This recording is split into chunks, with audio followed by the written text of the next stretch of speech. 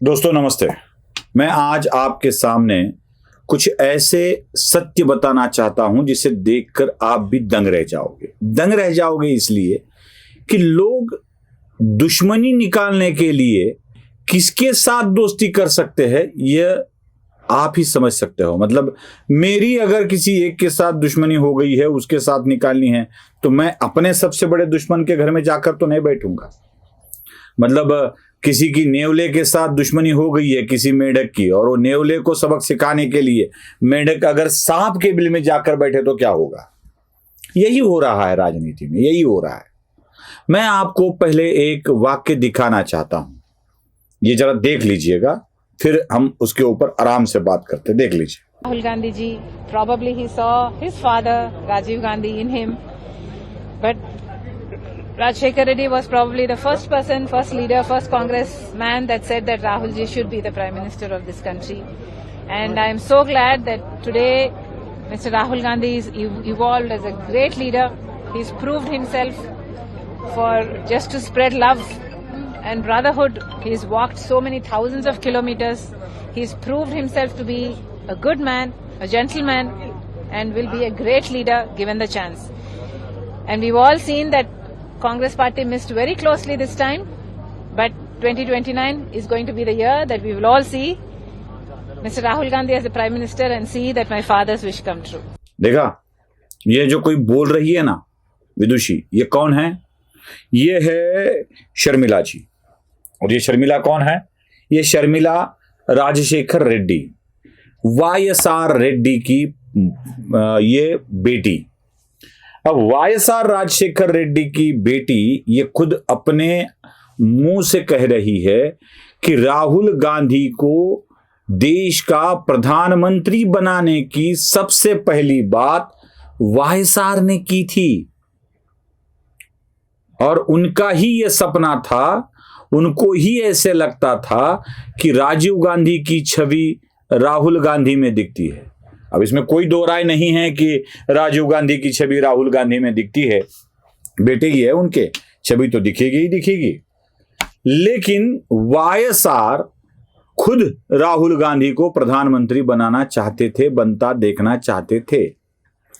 अब ये सही है या गलत, ये देखने के लिए तो YSR है नहीं, लेकिन YSR की मौत के बाद जो कुछ भी हुआ वो दुनिया के सामने है।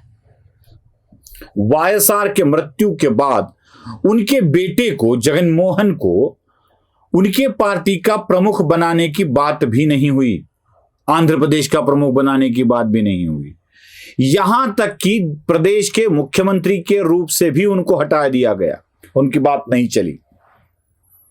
जगमोहन ने अपनी नई पार्टी खोली, वह पहले बार वह विपक्ष में बैठे और उसके बाद उन्होंने 2 बार प्रदेश की कमान संभाली मुख्यमंत्री के रूप में, फिर परास्त हुए, और परास्त होने के बाद चंद्रबाबू नायडू के हाथ में भारतीय जनता पार्टी के अलायंस के साथ आंध्र प्रदेश की सत्ता चली गई। इस दौरान कांग्रेस का YSR के बेटे के साथ कैसा रिश्ता था, किस तरह से कांग्रेस उनको अपने कब्जे में करना चाहती थी, जरा भी नहीं सोचा शर्मिला जी ने। भाई के साथ नहीं बनती है, भाई उनको साथ नहीं रखना चाहता है, तो दोस्ती कर ली कांग्रेस के साथ और बता दिया कि मेरे पिता ही यह चाहते थे, मेरे पिताजी ही यह करना चाहते थे। और ऐसे अपने आप के पैरों पर कुराड़ी मारने वाले बहुत सारे हैं, बहुत सारे, जो आजकल राजकीय पार्टियां कांग्रेस की ये गाते हुए घूम रही है ना, शरद पवार, NCP, मैं तो NCP को संताप कांग्रेस कहता हूं। संगमा, तारिक अनवर और पवार ने मिलकर जो संताप किया था कांग्रेस के खिलाफ, सोनिया के खिलाफ, विदेशी मूल की प्रधानमंत्री नहीं होना चाहिए, परराष्ट्रवादी प्रधानमंत्री नहीं होनी चाहिए, इसलिए राष्ट्रवादी कांग्रेस निकाल दी थी।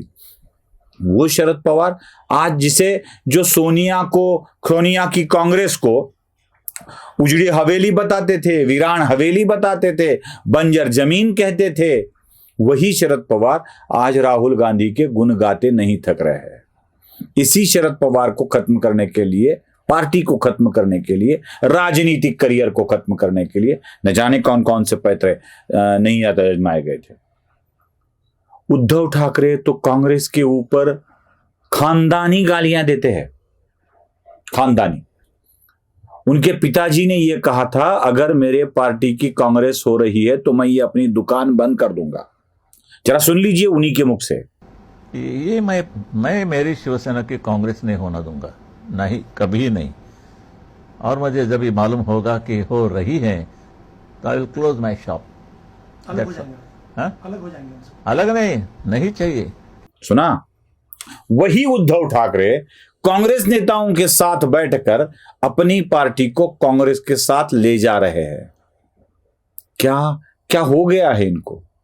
बस गुस्सा भारतीय जनता पार्टी पर है, गुस्सा नरेंद्र मोदी पर है, इसलिए अपने आप को खत्म करने पर ये तुले हुए हैं, अपने आप को खत्म करने पर तुले हुए हैं।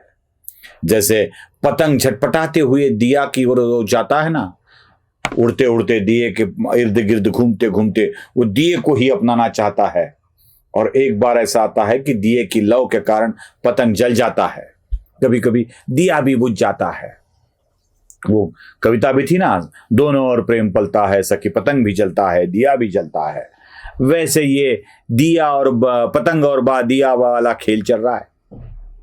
वही खेल फिर से खेला जा रहा है, कांग्रेस को अच्छा बोला जा रहा है। उद्धव ठाकरे, शरद पवार, शर्मिला, आम आदमी पार्टी, कितना नहीं किया था। आम आदमी पार्टी के साथ समाजवादी पार्टी के अखिलेश भी, और दुश्मनी इनकी खानदानी दुश्मनी कांग्रेस के साथ, और ये कांग्रेस से कंधा मिलाकर चल रहे हैं। ये भूल रहे हैं कि इनके सामने ही 3 उदाहरण प्रस्तुत है, इनके सामने ही 3 उदाहरण है, और वो तीनों के तीनों उदाहरण इनको ध्यान में रखने चाहिए। ममता बनर्जी इंडी के साथ होने का दावा तो करती है पूरे भारत में, लेकिन बंगाल में वो इंडी के साथ नहीं होती है। अपनी आप सीटें लड़ लेती है और कहती है कि इंडी लड़े, बंगाल में लड़े। इंडी और ममता का अलायंस नहीं होता है बंगाल में। कांग्रेस से दूरी बनाकर चलती है ममता। ममता की सबसे ज्यादा दुश्मनी है भारतीय जनता पार्टी के साथ, लेकिन भारतीय जनता पार्टी के साथ दुश्मनी है इसलिए ममता बनर्जी कभी भी यह नहीं होने देगी कि वो जाएगी तो कांग्रेस के साथ कभी भी नहीं जाती। कह भी दिया उन्होंने, हम कांग्रेस के साथ नहीं हैं, इंडी में नहीं है।